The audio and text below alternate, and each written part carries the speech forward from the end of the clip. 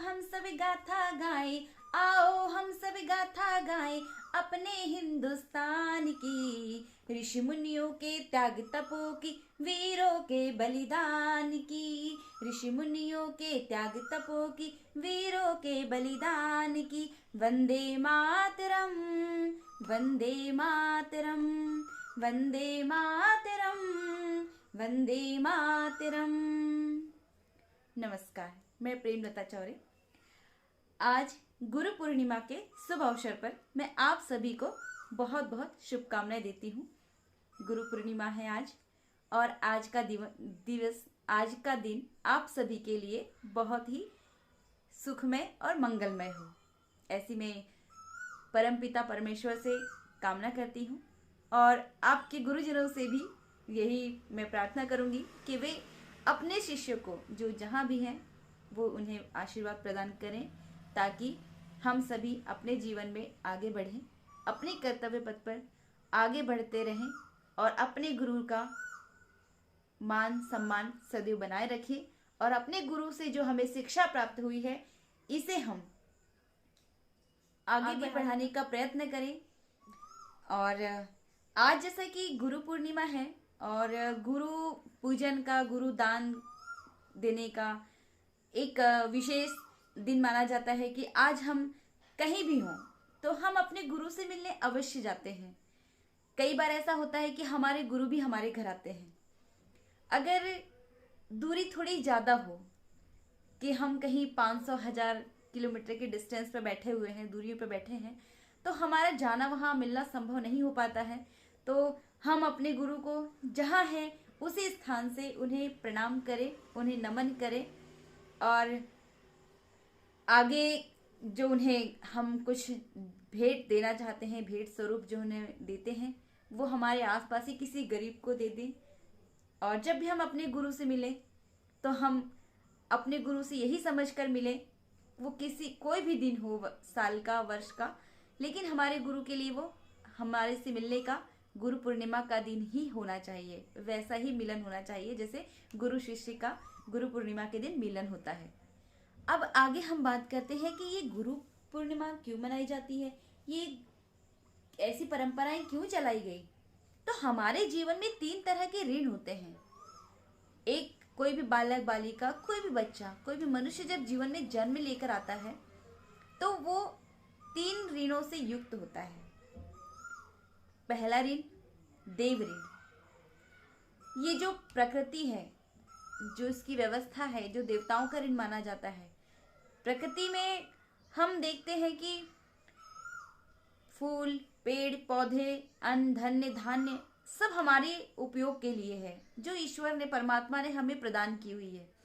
इसके लिए हम देव ऋणों से युक्त हैं, और इस ऋण को चुकाने के लिए हम अपने जीवन में पेड़ पौधे लगाएं, वृक्ष लगाएं, फलदार वृक्ष लगाएं, ताकि हमारी आने वाली पीढ़ियां भी उसे खाती रहें।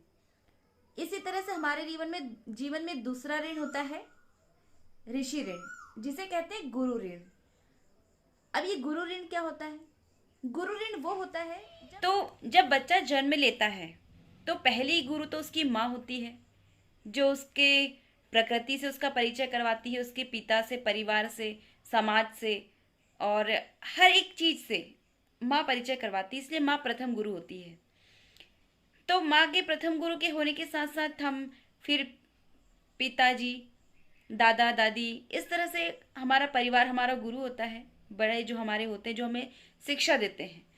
हम स्कूल जाते हैं या विद्यालय जाते हैं, गुरुकुल जाते हैं पढ़ने के लिए। हमारे जीवन में उच्च शिक्षा जो हमारे जीवन को सुचारू रूप से चलाने के लिए अति आवश्यक है, जिसमें हम आधुनिक शिक्षा कहें या धर्म पुराण की अपनी शिक्षा कहें, तो वो हम लेने के लिए हमारे गुरुकुल जाते हैं। तो वो हमारे जो गुरु होते हैं, जो हमें शिक्षा देते हैं, तो विशेषतः हम आज उनकी प्रार्थना करते हैं, उनकी पूजा करते हैं। हमारे यहाँ पे गुरु भी कहा गया है कि एक जन्म के गुरु है, एक कर्म के गुरु होते हैं। एक गुरु होते हैं जो हमें पढ़ना लिखना सिखाते हैं, शिक्षा देते हैं। हमारे यहाँ पे गुरु मंत्र लेने की भी पद्धति है कि जब बच्चा थोड़ा बड़ा होता है, 8-10 साल का होता है, तो वो अपने किसी एक विशेष व्यक्ति को गुरु चुनकर उसे गुरु दीक्षा या गुरु दीक्षा लेता है या गुरु मंत्र लेता है। तो इस तरह से हम उन गुरु का भी आदर सम्मान अपने जीवन में करते हैं। वो गुरु हमें परमात्मा से मिलने का मार्ग दिखाता है। तीसरा ऋण हमारे जीवन में होता है पितृ ऋण। तो जैसा मैंने कहा कि हमारे माता पिता हमें जन्म देते हैं, तो उनके जन्म का भी हम पर कर्ज होता है, क्योंकि वो हमें इस धरती पर लेकर आए हैं। इसीलिए तो हमारे ऊपर माता पिता का भी ऋण होता है, जिसे हम उनकी सेवा करके उनके दिए हुए ज्ञान का, उनके दिए हुए संस्कारों का, उनके कार्य को बढ़ाते हैं। और उनकी सेवा करना, जैसे बचपन में वो हमारी सेवा करते हैं, उसी तरह अंततः उनकी सेवा करना यही हमारा धर्म और कर्तव्य होता है। तो ये जब हम अपने पितरों को पिंडदान करते हैं, तर्पण करते हैं, ये सब पितृ ऋण के अंतर्गत आते हैं। तो हम जब तीन ऋणों से जब मुक्त होते हैं, या 3 ऋणों को जब हम पूर्ण करते हैं, तभी हमारा जीवन भी सफल होता है। तो गुरु ऋण की अगर हम बात करें, तो अगर हमने कहीं शिक्षा प्राप्त की है, तो वास्तविकता में गुरु ऋण या ऋषि ऋण चुकाने का सही मार्ग वह होता है कि जब आप जीवन भर तो आप सीखते हैं हर व्यक्ति से, प्रकृति से, परिवार से और अपने गुरुजनों से, लेकिन उस ज्ञान का उपयोग कर, उस ज्ञान को जब आप वानप्रस्थ हो जाते हैं, तो उस ज्ञान का आप समाज में विस्तार करें, उस ज्ञान को समाज में आप दें और अपने गुरु ऋण से मुक्त हों। अगर हमने अपने ज्ञान को अपने अंदर तक ही रख लिया, अपने पास सीमित कर लिया, तो हमारे ज्ञान का विस्तार कैसे होगा, और हम गुरु ऋण से तो कभी मुक्त हो ही नहीं पाएंगे। तो गुरु का ऋण अगर हमें उतारना है, तो हमें अपने गुरु के ज्ञान को प्रत्येक व्यक्ति तक पहुंचाना आवश्यक है। धन्यवाद।